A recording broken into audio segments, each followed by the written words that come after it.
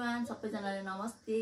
अनि फेरि पनि आज नयाँ भिडियो लिएर तपाईहरुको सामु आइसकेको छु। अनि आज चाहिँ मसँग हुनुहुन्छ मेरो नाना शङ्कर सवदी आउनु भएको। अनि आज मेरो दिदी चाहिँ आफ्नै दिदी हो।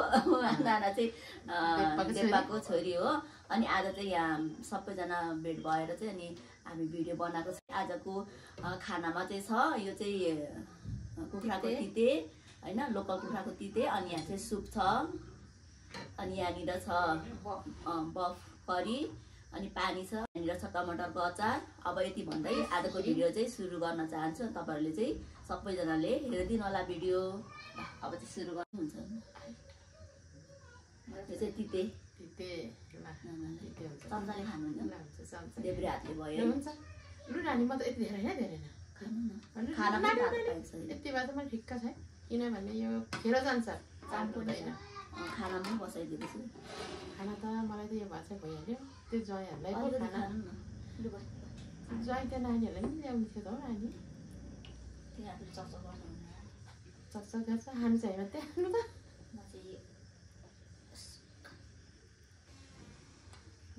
सुप एउटा बोटो ल्याउनु पर्ने। नानी यहीँ छेउमा हुन्छ त्यति साह्रै धेरै नानी बाउ नानी एकदम ठिक छ। आफै पस्केर खाँदा नि हुन्छ नानी खानु होइन।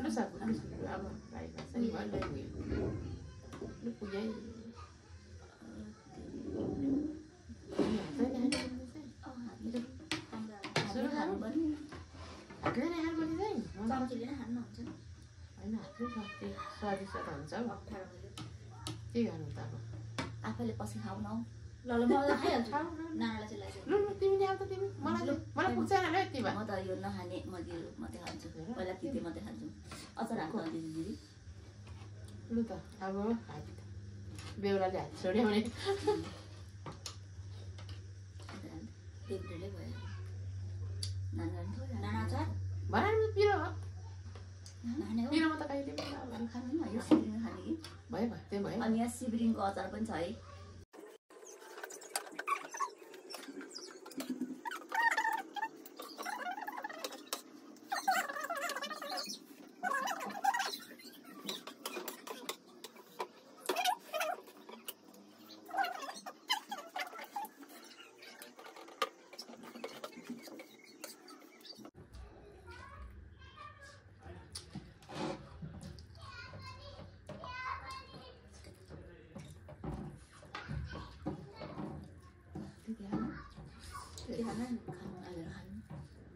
सादा भात पनि छ ल्याउ।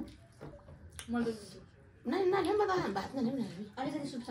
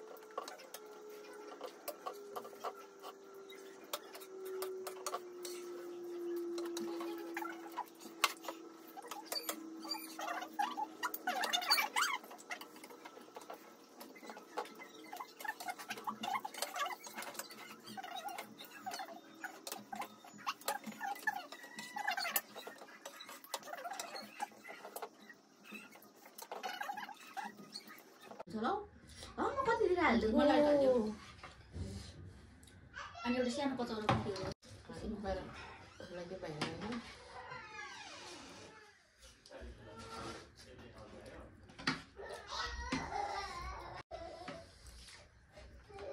नानी जो लाग्यो नि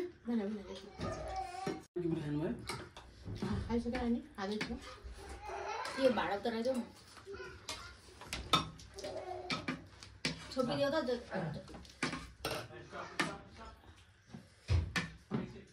नाना के हाल्यो? सबै कुरो भयो नानी मलाई त। लु सेतो भात भयो भने मजाले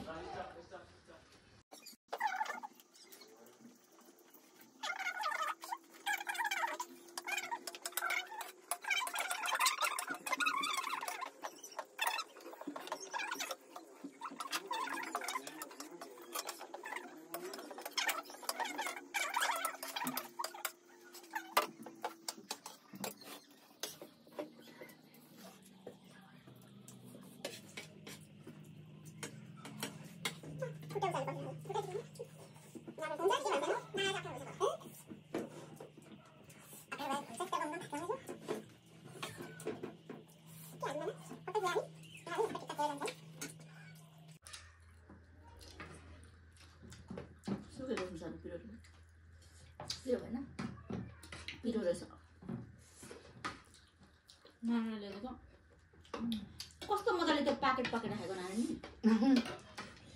खोर्सानी दुई धेरै थिएन र धेरै भए पनि ठुल्ठुलो पाकेटमा राख्नु त नि अस्ति एलिनाले पनि त्यस्तै ल्याएको छ कतिवटा त्यो 6-7 वटा थियो होला धेरै छ नि ल त साथीहरू खाना पनि सक्यो भन्दा पनि यहाँ चाहिँ बाँकी छ अरूले खानु बाँकी छ त्यही भएर राखेको छ अनि आज चाहिँ चैते दसैँ हो अघि खाने सुरुमा भन्ने विषय छ सबैजनालाई चैते दसैँको धेरै धेरै शुभकामना बेलुका भए पनि नाना पनि भनिदिनु शुभकामना बेलुका भए पनि 2081 सालको चैते दसैँ यही समाप्त गर्नु पुगियो दिदीबहिनी भेट भएर अब 82 सालको पनि यसै गरी भेट हुनु पाऊँ भन्दै आजको लागि बाई बाई।